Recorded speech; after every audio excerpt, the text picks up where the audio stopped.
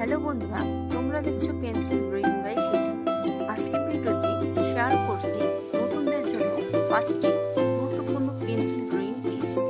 তুমি যদি ড্রয়িং শুরু করছো বা শিখতে চাও, তাহলে এই ভিডিওটা তোমার জন্য একদম পারফেক্ট।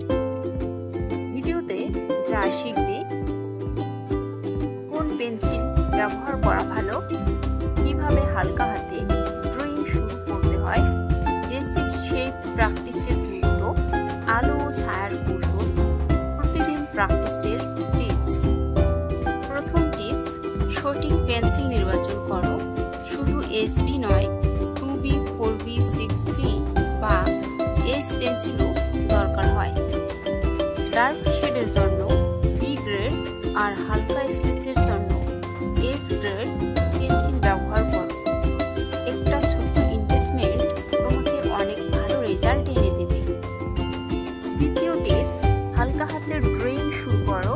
শুরুতে গাঢ় করে আঁকলে ফুল ঠিক করা কঠিন হয়। হালকা করে আঁকো যাতে সহজেই শেপ ঠিক করতে পারো এবং যেখানে দরকার সেখানে ডার্ক করতে পারো। তৃতীয় টিপস, বেসিক শেপ নিয়ে প্র্যাকটিস করো। বৃত্ত, স্কোয়ার, ত্রিভুজ, সিলিন্ডার এই ফর্মগুলো আঁকা যত ভালো পারবে তত বাস্তবসম্মত ড্রয়িং করতে পারবে। রিয়েলিস্টিক ড্রয়িং এর মূল শেপ। চতুর্থ টিপস, আলো ছায়া বোঝার চেষ্টা করো। আলো কোথা থেকে আসছে তা বুঝলে শ্যাডো আর হাইলাইট যোগ করা সহজ হয়।